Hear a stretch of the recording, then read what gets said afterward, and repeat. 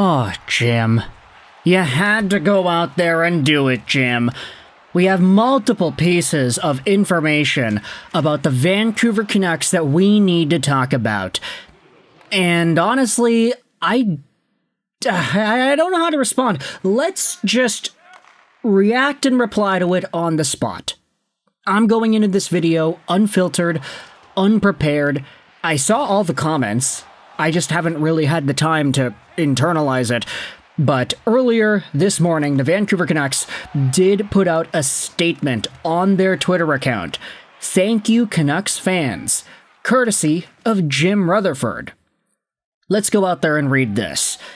Dear Canucks fans, with the close of another season, I want to take a moment to sincerely thank you for your continued support. You have been with us every step of the way, and for that, we are deeply grateful. It's been a season full of injuries, adversity, and challenges, and while the outcome is not what any of us had hoped for, we remain confident that we are on the right path. We entered the season with high expectations, knowing we had the potential to be contenders. We faced unexpected challenges that became opportunities, but ultimately prevented us from maintaining that trajectory. At that point, we shifted to a transition phase. While that wasn't part of our original plan, we believe that with the strength of our goaltending and D-core, the path forward is clear. Okay, so he's straight up saying that, our defense and goaltending is good, but our offense kind of took a hit.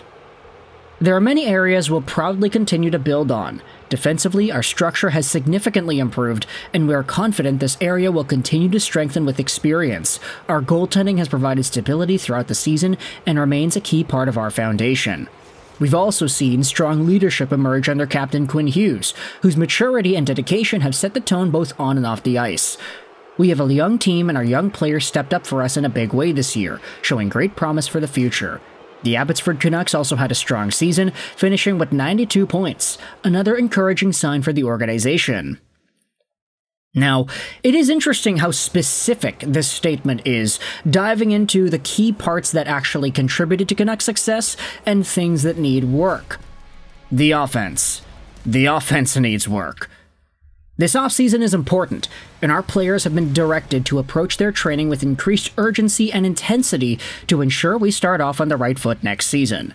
Everyone in the organization is committed to putting in the work necessary to reach the level of play that Canucks fans expect and deserve. Alongside our focus on the team, we are committed to enhancing the fan experience. Rogers Arena is more than just a home of the Canucks. It's a place where our community comes together to celebrate the great game of hockey. That's why we're investing in renovations and improvements to ensure the arena is updated to meet the needs of our incredible fans. Thank you again for your unwavering support. We remain fully committed to bringing this team back to where it belongs. Sincerely, Jim Rutherford. And the top replies are, build a practice facility, ownership, sell the team, done with the Canucks, not reading that, sell the team, raising the ticket prices, sell the team, sell the team, sell the team, sell the team. Yeah, you can definitely see where Canucks fans' headspaces lie, especially after some commentary on the season by Jim Rutherford here. Nobody's talking about Rutherford's comments, everybody's talking about selling the damn team. And also the fact that JT Miller and Pettersson had beef and that the season was not great. It's mostly just sell the team. In fact, it kind of got worse when you look at some of the other comments that Jim Rutherford made. Because yes, take a look at this. This was posted earlier this morning. It's the 100% Hockey Podcast with John Shannon and Darren Millard. And they had Jim Rutherford on as a guest 3 hours ago. On Miller, Pettersson, Hughes, and so much more. Oh boy. Not only does Jim Rutherford go out there and have a statement on the Canucks' behalf, but he also has his own podcast appearance where he goes out there and talks all about what happened. Let's dive into some of these quotes here via Noah Strang's Twitter account. Noah does a great job in summarizing a lot of this stuff. Let's go out there and read. I think being transparent is important.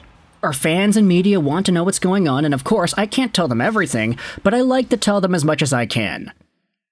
Oh my gosh, Jim Rutherford.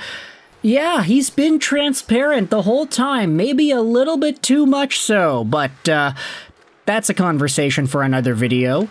Rutherford also spoke out about the Tom Willander negotiations. They've offered him the same as what the 11th overall pick got last year. It's not like we're being too hard on him. We think we're being fair. Now that's interesting. Now, the 11th overall pick 2 years ago in the 2023 draft was that Tom Willander. And he is, of course, unsigned right now.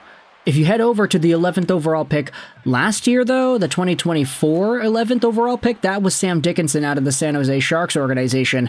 Dickinson is signed by the San Jose Sharks. He's making $975,000. So if Rutherford is insinuating here that Tom Willander is getting pretty much the normal prospect amount, spare the bonuses, then I do kind of want to keep that note in the back of my mind. Let's just move on here. Jim Rutherford also said that Elias Pettersson has left Vancouver, and he thinks he's gone back to Sweden. He says PD stayed in Vancouver for an extra week and was working hard every day. I do kind of think, is that not sort of bad that he doesn't know where Pettersson is? Oh yeah, I think he's gone back to Sweden. What? Okay. Maybe that's too nitpicky. Maybe. But PD stayed for an extra week. Oh, that's crazy. He was working hard every day. One whole extra week. There are some other replies here that I think are super interesting. But one of the bigger things that I think is more apparent is that there seems to be some sort of distrust that the Vancouver Canucks have in Elias Pettersson to develop and train the right way. He's making $11.6 million, bro. You need to baby this guy?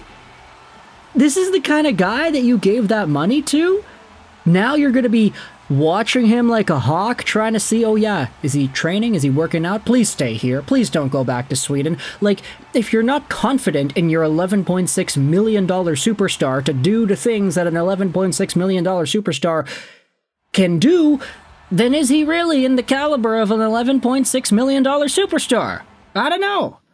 Let's go out there and read some other comments here. Rutherford spoke out about Quinn Hughes as well. We control him for a year and 2/3 because if we get to that trade deadline 2 years from now and it looks like he doesn't want to stay, then we would have to do something.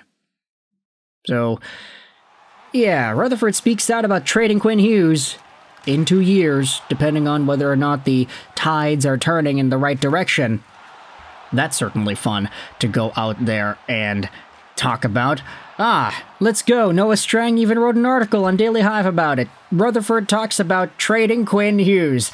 That's amazing, baby. Love it. Jim Rutherford going out there and dropping the bombs. Now, this is not even it. There are some other things that Jim spoke about in regards to Quinn Hughes. Look at this. So Quinn Hughes told Rutherford his phone died golfing, and that's why he didn't call JR back right away. Rutherford also said that Miller eventually came to the team and said that I would like to move on and get a fresh start. The trade was made soon after. And then there are some final comments that I wanted to dive into here. Rutherford doesn't think that there's a whole lot they could have done differently with the Miller and Pettersson situation. That's great. Taking zero accountability, we love to see that. And he also said their strength and conditioning guys called him unsolicited and said that Pettersson is working very hard. So, yeah, nice. That is great to see that Jim Rutherford is remaining as transparent as he's always been, speaking out about the idea of trading Quinn Hughes and talking about the Miller-Pettersson feud one more time. Yeah, it's an interesting time to be a Vancouver Canucks fan. You know what, we're running out of time in this video. I wanted to get into a trade conversation. We can talk about some other guys on the team in the next commentary on this channel. But for now, I'll leave you with all these comments from Jim Rutherford. Let me know your thoughts in the comment section below about what Rutherford said about the Canucks and what he spoke about on the 100% Hockey podcast with Shannon and Millard. What are your thoughts on his commentary on Petey, on Hughes, on Miller, and everybody else in between? I hope you enjoyed this video. 99, and bye.